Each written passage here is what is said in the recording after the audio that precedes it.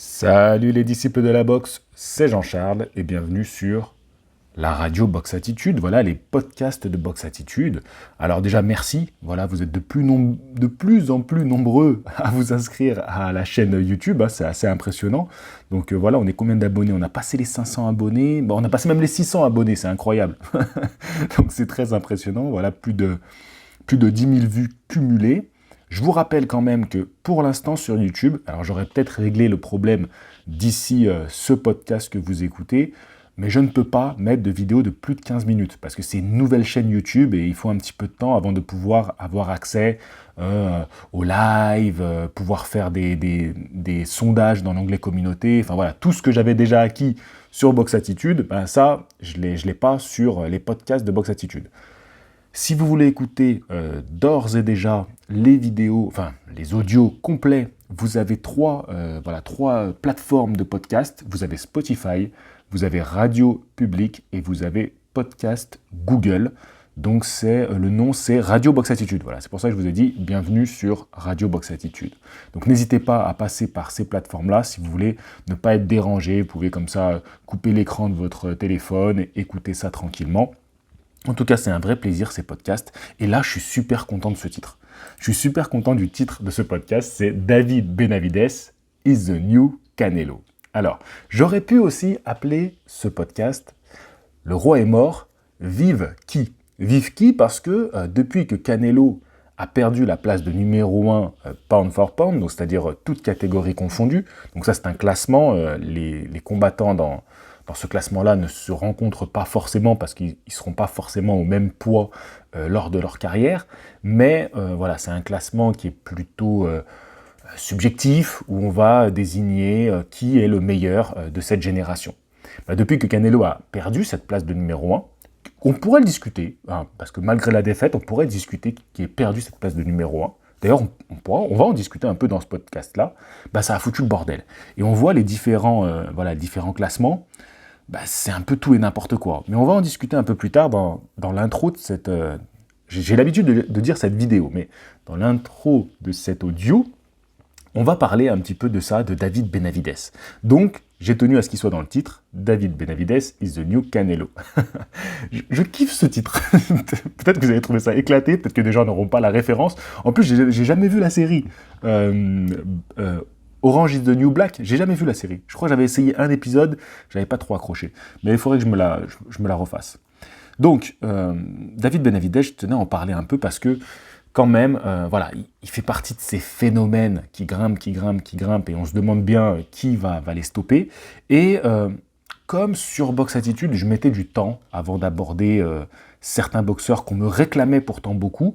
Alors je mettais du temps parce que, à faute de temps, à un moment donné, vous avez bien vu le nombre considérable de vidéos que je sortais. Donc c'était un peu difficile de parler des nouveaux phénomènes qui arrivent dans le monde de la boxe. David Benavides, il a seulement 25 ans, je vous rappelle. Hein. Et c'est pas un boxeur hyper connu. Quand je dis pas trop connu, c'est en termes de large public. Hein. Mais il revient beaucoup dans la conversation. Et là, grâce au podcast, je vais pouvoir un peu plus discuter de tous ces boxeurs-là, vous dire ce que j'en pense. Et aussi un argument que je vous répète souvent en vidéo, c'est que j'attends de les voir face à des noms, En fait, il faut qu'ils aient des combats références pour parler d'eux. Parce que en parler pour en parler, comme ferait n'importe quelle page qui partage les plus beaux KO, oui, c'est très bien, mais il faut de la matière un petit peu pour discuter. Tu vois, il faut qu'on ait un petit peu de quoi décortiquer, de quoi voir son style, de quoi le voir un peu en difficulté, le voir face à un niveau, voilà, un top niveau, ou en tout cas des anciens du top niveau. Voilà, il faut qu'on ait de la matière, tout simplement, pour pouvoir juger un boxeur. Donc là, David Benavides, bon, maintenant, on a de quoi faire avec lui. Son style, on le connaît, voilà, toutes ces vidéos qui circulent, on le voit mettre des KO assez impressionnants, son physique, qui est très très impressionnant, très marqué. Et puis voilà, c'est un sacré boxeur, il enchaîne les KO, voilà, je vous rappelle quand même que pour 26 victoires, il en a remporté 23 par KO, il est invaincu. Il est chez les super moyens, et surtout on parle de lui, de plus en plus, depuis que les super moyens, c'est devenu une catégorie à laquelle on s'intéresse. Et pourquoi on s'y intéresse? Parce que Canelo, voilà. Donc c'est pour ça que c'est lié. Dans cette vidéo, on va parler de David Benavides, mais on va parler des poids moyens, puis on va parler de Canelo aussi. Donc tout ça, c'est lié, il y a de quoi faire. Donc, On parle de plus en plus de Benavidez parce qu'il a une fiche hyper impressionnante, parce qu'il a marqué des KO hyper impressionnants. Et du coup, comme il y a Canelo dans cette catégorie, eh ben, quand on regarde les classements, on peut se dire, ah bah tiens, David Benavidez, il est bien classé. Bon, on va quand même regarder le classement de BoxRec, parce que donc si on va voir sur la fiche, malgré la victoire contre David Lemieux, qui a eu lieu ce week-end, bon tiens, on va en parler vite fait de cette victoire. Bon, écrasante, très impressionnant. Dire qu'il n'a pas du tout été inquiété par David Lemieux. À aucun moment j'ai trouvé que David Lemieux a pu le prendre de vitesse, ou même tactiquement, a pu montrer qu'il pouvait le mettre en difficulté. Et puis, il était tout de suite stoppé par ce bras avant. Et puis, dès qu'il rentrait même à distance, c'est ça qui est très impressionnant avec David Benavidez, c'est dès qu'il rentre dans sa zone, donc la zone qui pourrait le mieux correspondre à David Lemieux, et bien là, tu as des uppercuts, tu as des crochets courts qui jaillissent très rapidement. Et pour un mec qui a cette envergure de bras, c'est quand même assez fou de le voir réagir, de le voir être précis comme ça. Et puis, alors bien sûr, l'impact. Mais dès le premier crochet gauche, le David Lemieux, il a vacillé. Et après, c'était, quel coup va le terminer, quoi. Donc, il n'y a pas grand-chose à analyser de ce combat-là, ne serait-ce que dire que, ok, le style David Benavidez, c'est ça. Je crois qu'il a déclaré après le combat qu'il pouvait encore s'améliorer, qu'il y avait toujours des choses à améliorer. Mais voilà, le style du bonhomme, on l'a. Ça, c'est quasiment le produit fini. Bien sûr, il va s'améliorer au fil du temps, il va peut-être monter en mi-lourd pour aller chercher d'autres titres. Déjà, à mon avis, il veut reprendre sa ceinture WBC, enfin, en tout cas, reprendre une ceinture.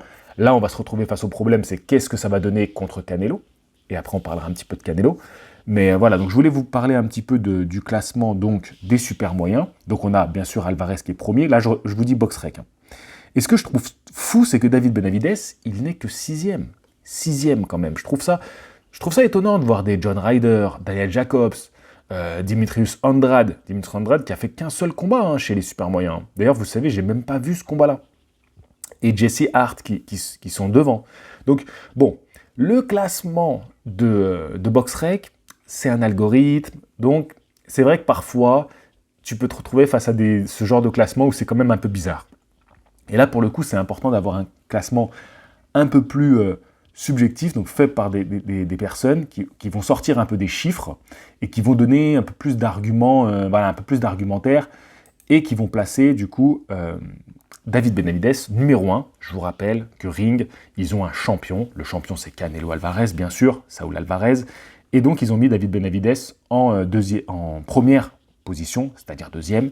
Ce qui est intéressant, c'est de voir derrière lui Caleb Plant, Billy Joe Saunders, Anthony Dirrell qui a déjà été battu par David Benavidez, John Ryder qui se retrouve en 5e position, David Lemieux 6e position, Christian Mbili qui est dans le classement en 7e position.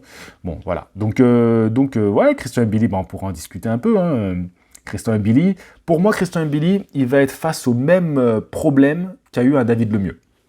Voilà, les mêmes problématiques, c'est-à-dire que même s'il rentre à sa distance, David Benavidez est quand même un boxeur qui est tout le temps dangereux. Tout le temps dangereux. Donc, comment tu arrives à, malgré ça, l'inquiéter? Parce qu'il est très grand et son menton va être difficile à atteindre. Bien sûr, le travail au corps. Travail au corps, le détruire au corps, mais c'est quand même un tronc, il est solide et il faudra plusieurs rounds pour l'user. Et lui, on peut voir que dès le premier round, il est dangereux. Et travailler au corps, ça veut dire te découvrir. Te découvrir, alors même si normalement quand tu travailles au corps, tu es assez proche de ton adversaire, même s'il y a des boxeurs qui travaillent au corps à distance. Le jab du bras avant de Floyd Mayweather était extraordinaire pour ça. Et d'autres boxeurs arrivent à travailler même en uppercut à distance. Voilà, vraiment. Bon, c'est souvent des boxeurs qui sont très longélignes, qui ont des très grands bras. C'est vrai. Donc Christian Mbili, il n'est pas trop dans ce cas de figure-là. Mais quand tu arrives au corps à corps, tu peux prendre un peu de risque, surtout face à David Benavidez. Être un rouleau compresseur comme l'est Christian Mbili, beaucoup débité, sa solidité, voilà, il est quand même très très très dur, Christian Mbili. C'est un mec qui ne recule pas. Est-ce que ça va permettre de faire reculer David Benavidez? C'est des questions qu'on se pose. En tout cas, ça serait un très très beau combat. Et c'est deux jeunes boxeurs, donc j'aimerais bien voir ça. Je pensais pas parler de Christian Mbili, voilà, mais comme il est là sous mes yeux, j'en parle. Petite gorgée de café, et puis on continue, les gars. Donc, pour Ring, moi, je trouve que le classement Ring est un petit peu plus cohérent, tu vois, est un petit peu plus cohérent. Et puis donc, il y a le champion, Canelo. On aimerait bien voir donc David Benavidez affronter Canelo. Et c'est un combat, pour moi, qui est très excitant. Donc, Canelo, maintenant je switch sur Canelo, qui n'est plus le numéro 1. Donc, je vais vous donner juste le classement BoxRec, toutes catégories confondues. Donc, vous allez voir qu'il est un petit peu étrange, le classement BoxRec. Donc, Canelo, il est toujours numéro 1. Bivol, il est numéro 2. Golovkin, il est numéro 3. Crawford est numéro 4. Spence est numéro 5. Usyk est numéro 6. Joshua, numéro 7. Deontay Wilder en 8e position. Stevenson en 9e position. Arthur Beterbiev en 10e position. Vous voyez que le classement de BoxRec, il est quand même très étrange. Bon, comme je vous ai dit, c'est un algorithme, c'est par rapport aux boxeurs que tu as rencontrés, par rapport aux résultats qu'ont fait les boxeurs que tu as rencontrés, par rapport aux résultats que tu fais contre le boxeur que tu rencontres. C'est pour ça que je vous disais que le résultat du Oka n'est pas un mauvais résultat en soi, comme il est allé au point contre Bacolé, et que Bacolé, moi je pense que derrière, il va encore grimper dans les classements. Je ne sais pas jusqu'où il ira, je vous ai fait une vidéo là-dessus, mais je pense que au niveau des classements, c'est pas trop mal pour Yoka, mais c'est pas le sujet. Donc JC, arrête de parler de Tony Yoka tout le temps, il y en a marre. Il y en a marre. Voilà, t'essaies de le placer à chaque fois. Il y en a marre, ça suffit la propagande. Je fais ce que je veux, d'accord, c'est mon podcast. Donc je fais de la propagande pour les boxeurs français. Voilà, Christian Mbili, Tony Yoka, qu'est-ce qu'il y a? Et les uppercuts à distance, Sissoko les fait très bien. Voilà, comme ça je parle des Français. Bon les gars, après vous allez vous étouffer avec votre café en m'écoutant parler, vous faire un accident de la route pour ceux qui roulent. Les gars, donc juste pourquoi je garde quand même le classement BoxRec, voilà, sous les yeux, c'est parce que eux, ils continuent à avoir Alvarez en numéro 1. Parce que en termes de points, il a tellement accumulé de points que tu peux pas encore le détrôner de la place numéro 1. Donc c'est pour ça que quand je vois des classements où il est tombé vraiment bas, moi je dis c'est abusé. Et donc c'est pour ça qu'on va passer au classement où il est tombé le plus bas. Je crois que c'est le classement où il est tombé le plus bas. Ah non, quoi que l'autre que j'ai trouvé, le journaliste. Bon bref, on verra après. Les classements, voilà, vraiment officiels, donc Ring Magazine. Donc Ring, c'est un magazine à la base. Et là, mon oncle, qui était à Las Vegas, m'a amené un numéro collector sur les plus gros punchers, les 100 plus gros punchers, sur ces 100 dernières années. Il est magnifique. Voilà, il est magnifique. Bon, bref. En général, dans les vidéos, je pouvais vous montrer à l'écran ce que je lisais en ce moment, ce que j'avais, mais bon, là, je dois vous le dire et vous le décrire. Donc voilà, c'est le magazine The Ring. Donc c'est la première fois que j'ai un magazine The Ring. Et c'est quand même, voilà, c'est une référence. Hein. Ils se nomment eux-mêmes la Bible de la boxe. Donc voilà, attention, ça ne rigole pas. Donc, la Bible, que nous dit la Bible de la boxe? Alors eux, ils ont placé Usyk en numéro 1. Ils ont Crawford en numéro 2, Inoue en numéro 3. Donc là, on retrouve le classement. Le top 3, c'était, je vous rappelle quand même, Canelo, Crawford, Inoue. Ils ont été top 3 pendant très très longtemps. Là, Usyk, il a fait une remontada extraordinaire. En 4e, on a Errol Spence Jr. En 5e, on a Estrada. On a Alvarez en 6e position. Donc je vous avais dit, enfin, moi je pensais pas qu'il allait tomber si bas, vraiment. Je pensais pas qu'il le mettrait si bas. J'étais très très choqué, hein, sincèrement. J'ai fait des vidéos humoristiques derrière où je fais semblant d'être Eddie Hearn et d'être choqué, mais très sincèrement, je trouve ça abusé. Même si c'est sur le ton de l'humour, j'en pense pas moins. Attention, à chaque fois que je fais une blague, ça veut pas dire que je le pense. Hein. Déconnez pas avec ça. Hein. On a Lomachenko qui est 7e. Alors j'adore Lomachenko, je trouve qu'il fait une super année l'année dernière. Mais pour moi, il doit peut-être plus être dans le top 10 quand même, parce que il n'y a pas eu de titre recherché. Voilà, donc pour moi, c'est un peu étonnant de le voir ici, parce que quitte à avoir quelqu'un aussi haut, on devrait avoir Golovkin. Voilà. Bivol 8e, moi c'est pas dégueulasse.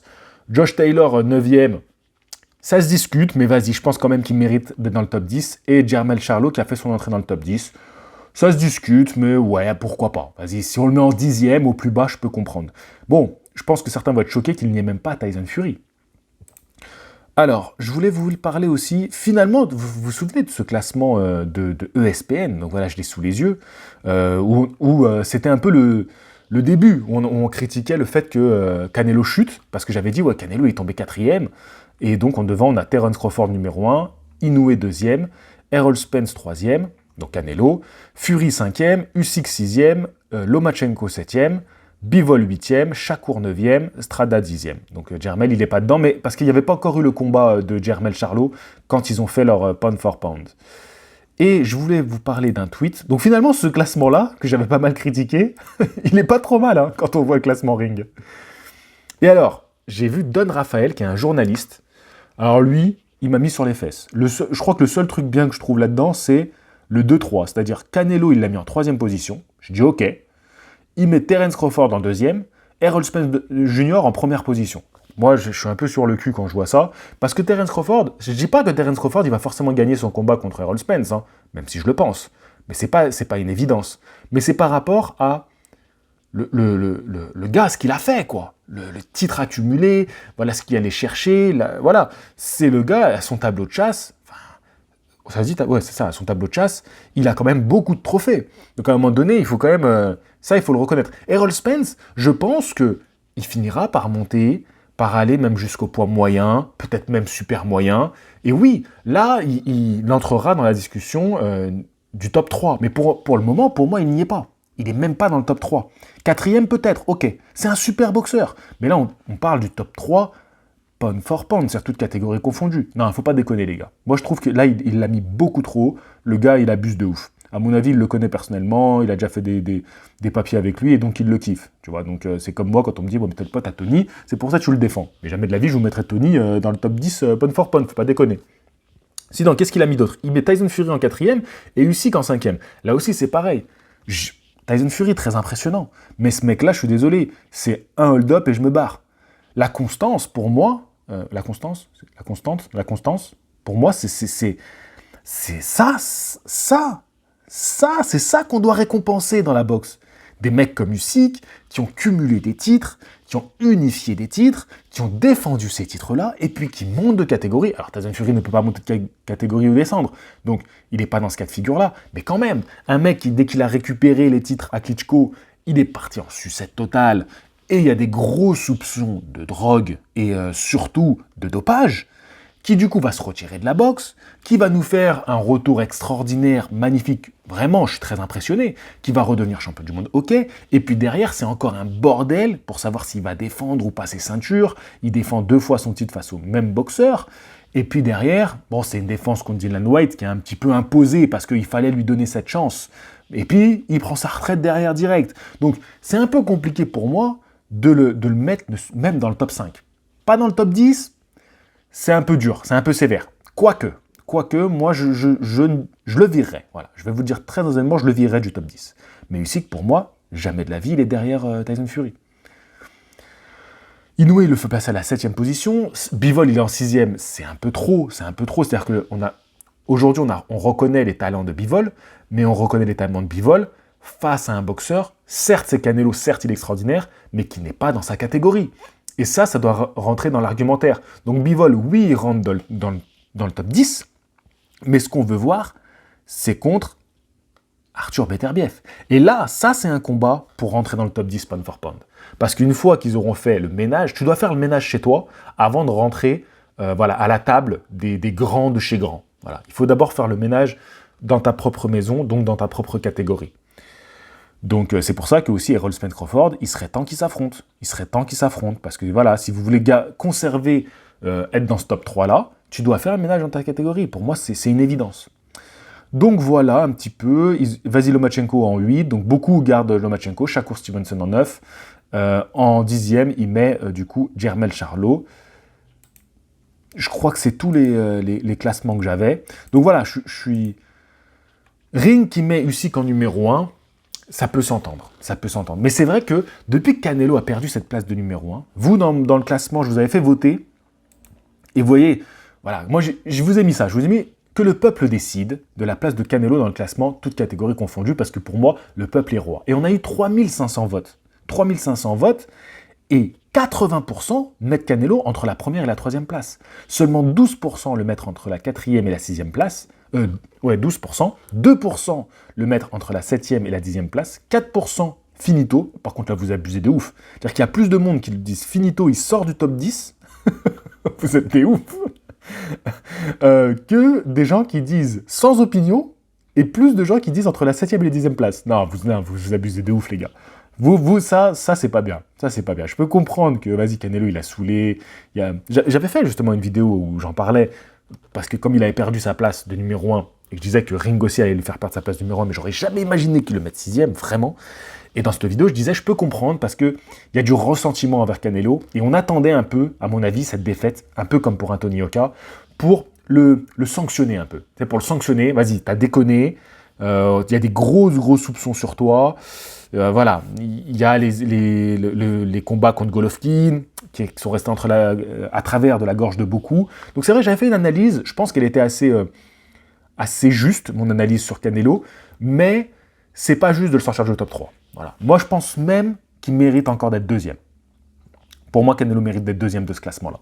Mais le problème, c'est qui on met en numéro 1. Parce qu'aujourd'hui, voilà, ok, Spence, Usyk et voilà. Allez, Spence, Usyk, 4e, 5e place, parce qu'ils ont fait des belles performances et ça leur a permis de grimper de plus en plus. Mais Usyk, j'attends une confirmation. C'est-à-dire que ça, il confirme contre Joshua, je le rentre dans le top 3, pas de problème. Mais là, déjà, comment va-t-il revenir? Crawford et Inoue, ils sont dans le top 3 depuis longtemps, mais qu'ont-ils fait récemment pour prendre la place du numéro 1? Oui, Crawford, il fait un très beau combat contre Porter, mais pour moi, c'était assez logique qu'il allait gagner. L'arrêter, ok, mais Porter, à un moment, ça use aussi les combats. Il en a pris dans la gueule des combats, il avait déjà été bien ébranlé par Spence.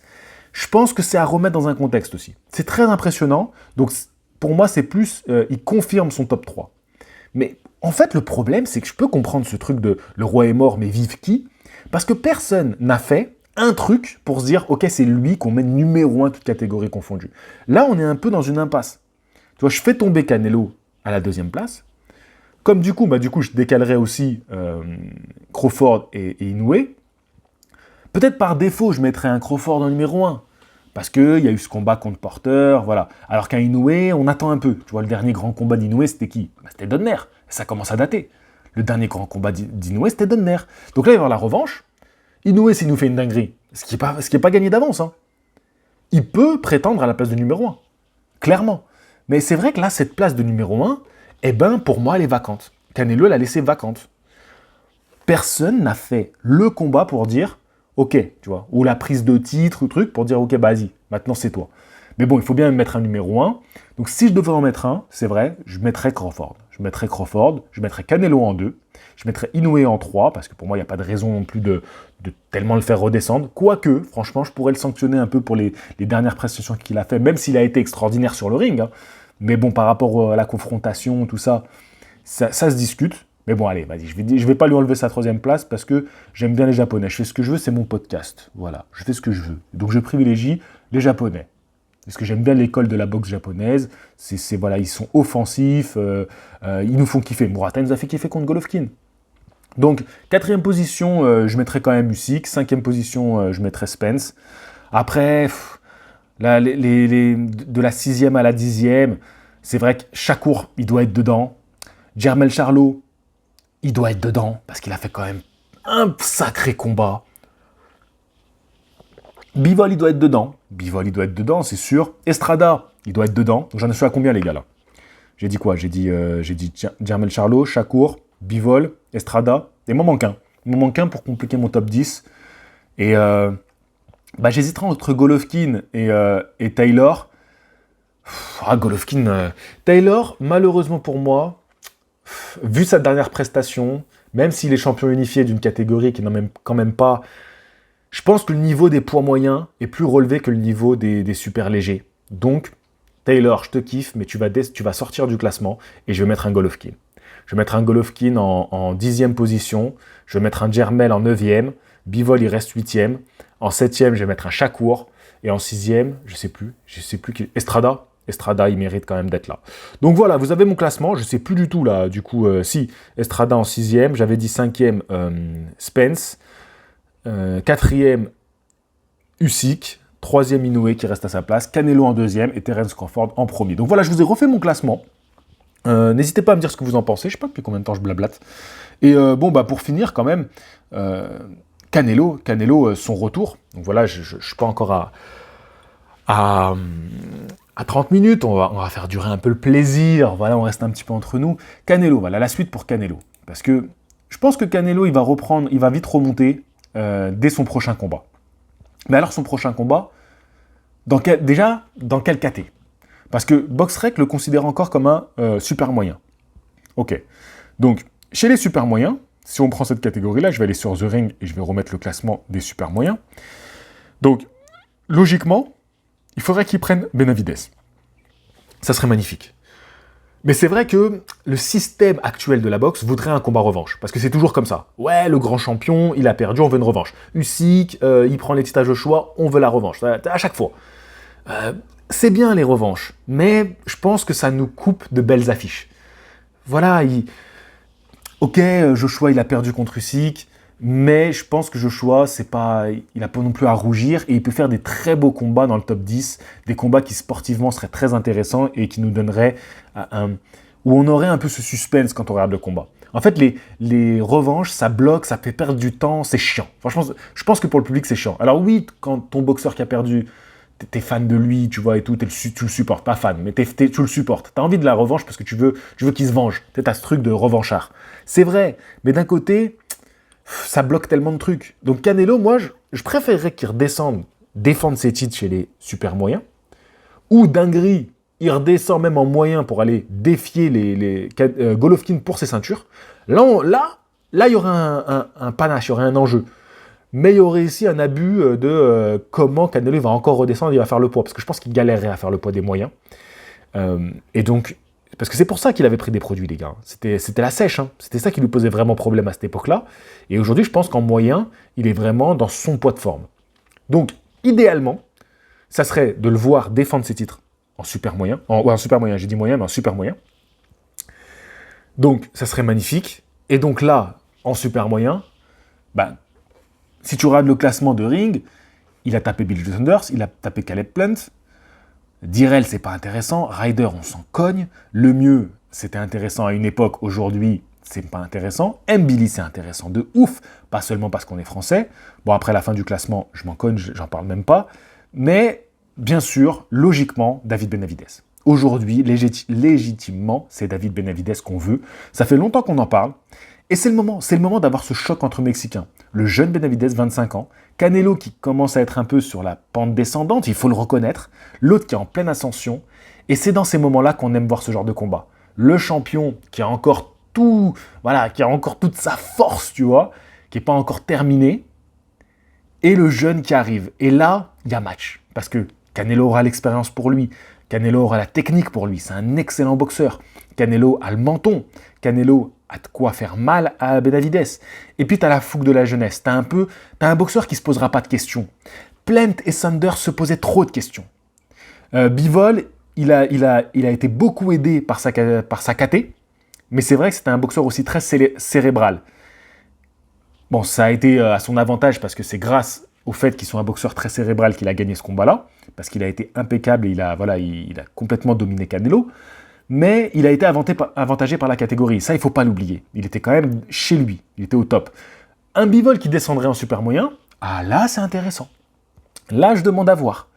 Là, franchement, je pense qu'on assistera à un autre combat. Mais aujourd'hui, donc pour moi, voilà, c'est ces trois options. C'est Bivol qui descend en super moyen pour défier Canelo pour ses titres, tous ses titres des super moyens. Et alors là, Bivol, pour moi, s'il gagne contre Canelo, il rentre dans le top 5 pound for pound. Il n'y a rien à dire. Ça serait magnifique. La victoire de Canelo le referait passer numéro 1. Je suis désolé, il repasse numéro 1. Il bat le mec qui l'a battu. Voilà, même si c'est parce que l'autre, il vient dans la KT, il sera diminué. Mais alors, comme vous l'avez sanctionné parce qu'il est monté, vous l'avez sanctionné, vous l'avez fait passer 6e, et ben, à l'inverse, vous devez aussi dire que voilà, il prend Bivol qui était le champion des mi-lourds, voilà, et donc ça doit aussi réévaluer Canelo et le refaire monter en première place. Je suis désolé. Pour moi, vous suivez la logique dans les deux sens. Voilà, si c'est logique, c'est dans les deux sens, voilà, tout simplement. Le top, c'est d'affronter David Benavidez, parce que je pense qu'il il mérite. Alors oui, il y a eu des petits soucis de drogue, de poids, tout ça, qui ont entaché sa carrière, hein, qui ont entaché son image, mais Canelo aussi. Donc voilà, ça serait on aurait deux Mexicains bien entachés sur le ring. Donc pour moi, voilà, c'est le combat que je veux voir. Et sinon, un autre truc qui serait super intéressant, c'est Golovkin. Alors Golovkin qui monte chez les poids super moyens, Pour l'histoire, ça serait beau, parce qu'aller voir Golovkin qui chercherait des titres dans une nouvelle catégorie, et peut-être que ça rentrerait un peu plus Golovkin dans la légende, parce que je pense qu'à la fin, dans 10 ans, quand on analysera la carrière de Golovkin et qu'on reparlera de lui dans la grande histoire de la boxe, il lui manquera peut-être ce truc d'être allé chercher des titres dans d'autres catégories. Malheureusement. Moi, j'ai beaucoup de respect pour un boxeur qui reste toute sa carrière dans la même catégorie, mais c'est vrai que ça aide à écrire l'histoire de la boxe. Et souvent, les boxeurs dont on parle le plus, c'est des Oscar de la Hoya, Manny Pacquiao, Floyd Mayweather, parce qu'ils sont allés dans plein de catégories différentes. C'est vrai. Donc un Golovkin qui va chercher pour l'histoire dans une catégorie supérieure, ça serait beau.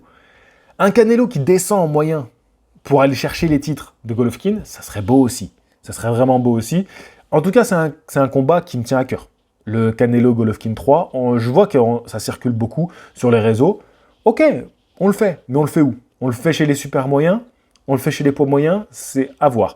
En tout cas, Golovkin est encore champion en titre. Canelo, il a encore ses titres chez les super moyens, même si j'aurais préféré qu'il les cède avant de monter. Moi, je pense que ça aurait été plus logique.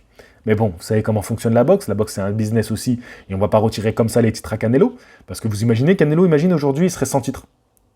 Un Canelo, aujourd'hui, sans titre de champion.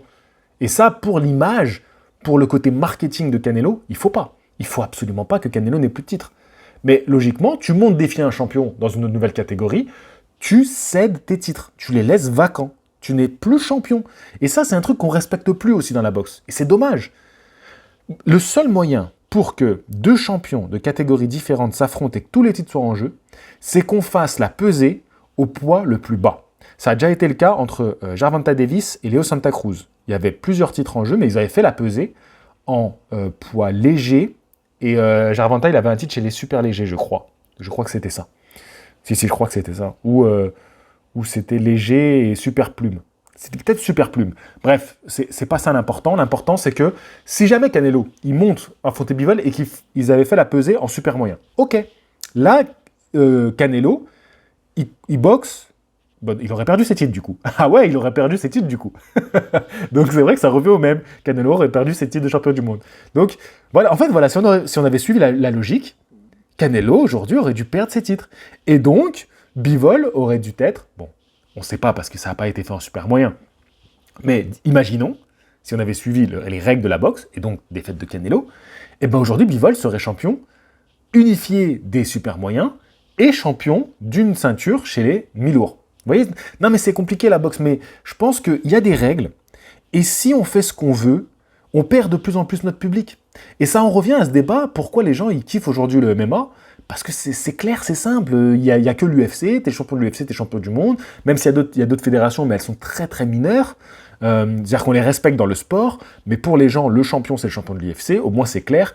Je suis pas pour un monopole comme ça, tu vois, que vraiment il y a une fédération qui domine. Moi je trouve ça bien, on a 4 ceintures, ça fait un peu beaucoup, mais bon, voilà. Mais après, le problème, c'est les sous-ceintures, le problème, c'est qu'on respecte pas ce genre de règlement, c'est que Canelo, il reste champion alors qu'il monte de catégorie. C'est le bordel, les gens ne comprennent plus rien.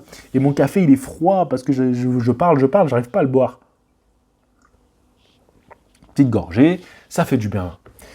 Voilà, les gars, j'allais dire, ça fait du bien par où ça passe, mais ça fait trop From Man to God.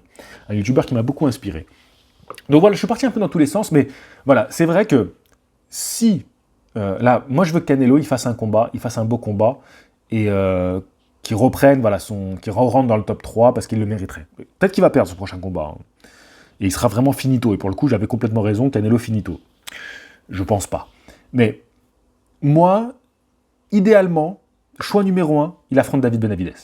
Et on a le combat chez les super moyens. C'est-à-dire qu'on respecte la logique, c'est-à-dire qu'on prend un super moyen, le mec le mieux classé, le mec qui terrorise tout le monde chez les super moyens, et il affronte le champion. Voilà, on respecte cette logique-là. David Benavidez. Choix numéro 2, Bivol qui descend pour affronter Canelo. Donc comme ça, on a le charme d'avoir la revanche, et en plus, on a un autre contexte.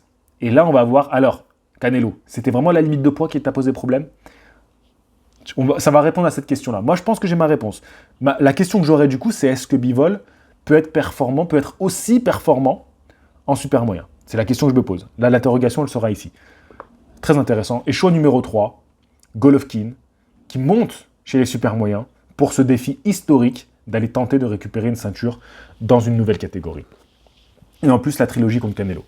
Donc voilà, je vais teaser un peu mes prochaines vidéos. Donc vous savez que maintenant je fais des podcasts à côté pour me soulager un petit peu et pour faire moins de vidéos sur Box Attitude. Je suis en train de travailler sur la prochaine vidéo de Box Attitude.